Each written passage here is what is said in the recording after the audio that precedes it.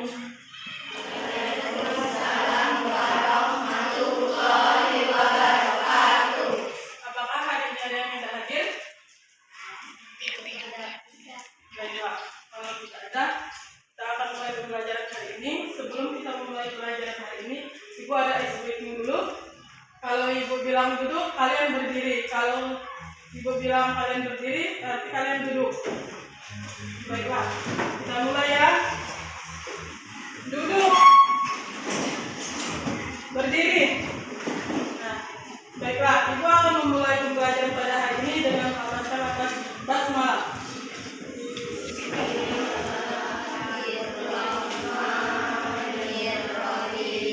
Ada yang tahu kita hari ini akan belajar tentang apa? Baik, kalau tidak ada yang tahu, kita hari ini akan belajar tentang. Baiklah, materi kita pada hari ini yaitu adalah karangan persuasi.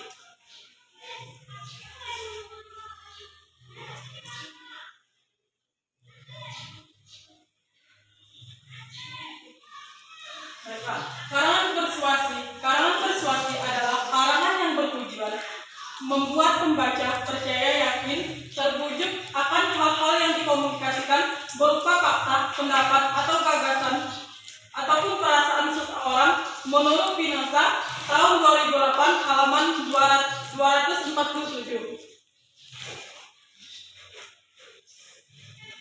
Yang selanjutnya di sini ada ciri-ciri persuasi. Ciri-ciri persuasi itu ada 5. Yang pertama yaitu harus menimbulkan kepercayaan pendengar atau pembaca. Yang kedua yaitu bertolak atas pendirian bahwa pikiran manusia itu dapat diubah. Nah, misalnya kan kita kan sebagai manusia. Nah, pikiran kita tuh otomatis kan setiap hari akan berubah-ubah. Nah, yang ketiga itu yaitu harus menciptakan penyesuaian melalui kepercayaan antara pembaca atau penulis dan dapat dibujuk bicara atau pembacanya. Yang keempat yaitu harus menghindari konflik agar kepercayaan tidak hilang dan tujuan mencapai. Yang terakhir yaitu harus ada fakta dan data secukupnya. Bisa sampai sini ada apakah anak-anak bisa memahami? Baik, di sini Ibu akan melanjutkan. Yaitu ada syarat-syarat persuasi. Menurut Suparnoda Yunus, syarat-syarat persuasi itu adalah terbagi menjadi 3, yaitu watak dan kredibilitas. Yang kedua yaitu adalah kemampuan bicara mengandalkan emosi. Yang ketiga yaitu diperlakukan bukti buku yang meyakinkan.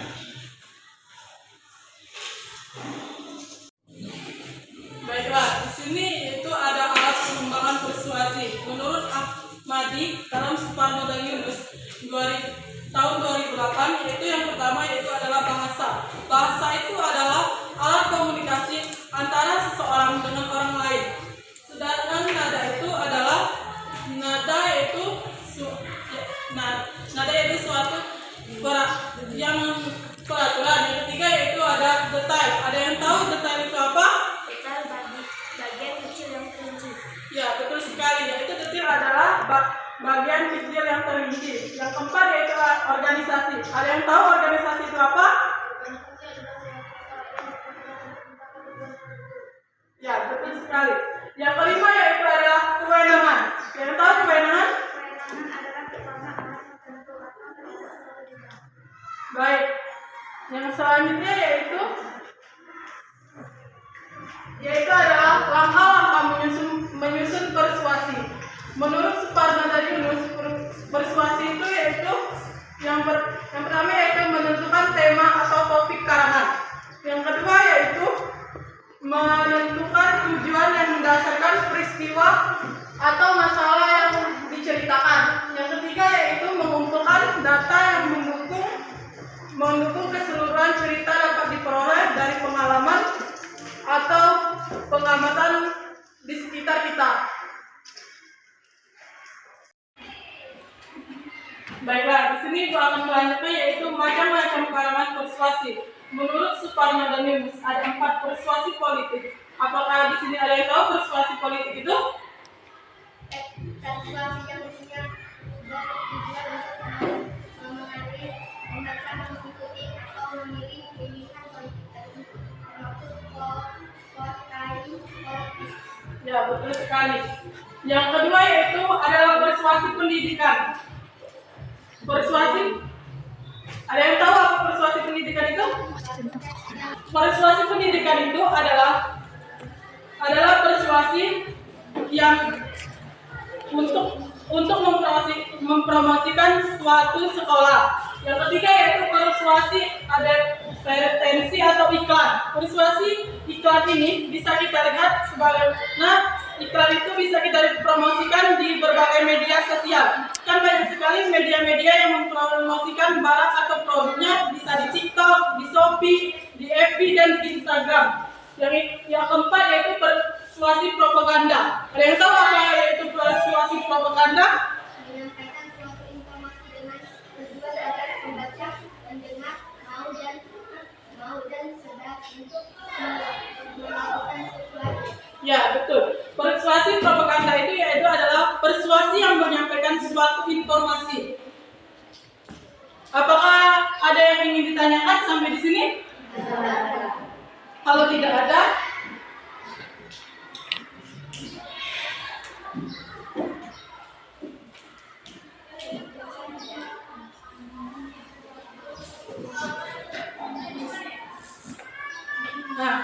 tadi kan anak-anak sudah mendengarkan ibu menjelaskan tentang persuasi tersebut.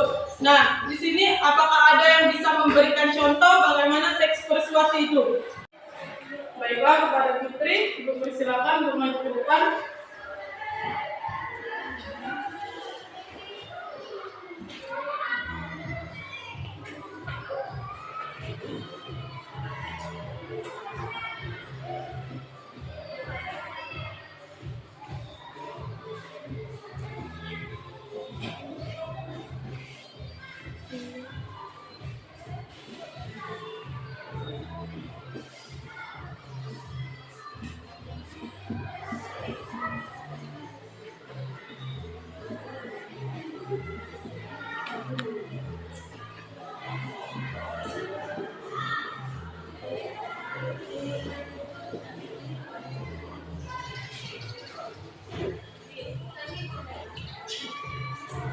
Baik, kepada Putri terima kasih. Nah, ini adalah contoh persuasi. Jangan diam saja, ayo kita tolong nenek itu. Nah, di persuasi ini kalau contohnya kita diakhiri dengan tanda seru. Nah, apakah ada yang bisa mencontohkan lagi? Maju ke depan.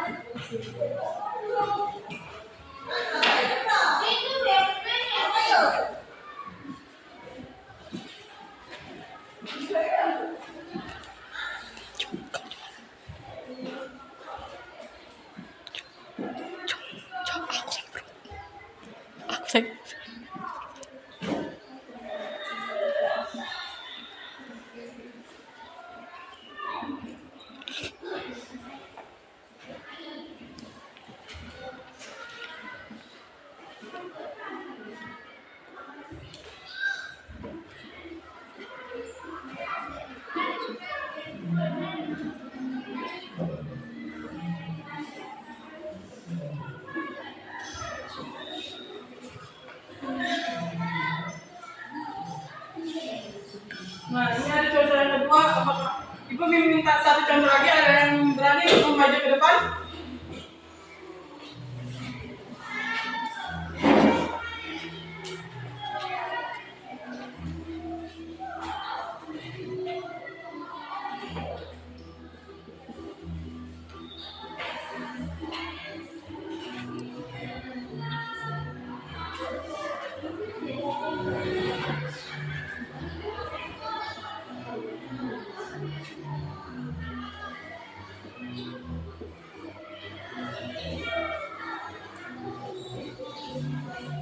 Baiklah, inilah adalah contoh karangan persuasi, yaitu ayo dukung atlet Indonesia yang berlaga di Asian Games.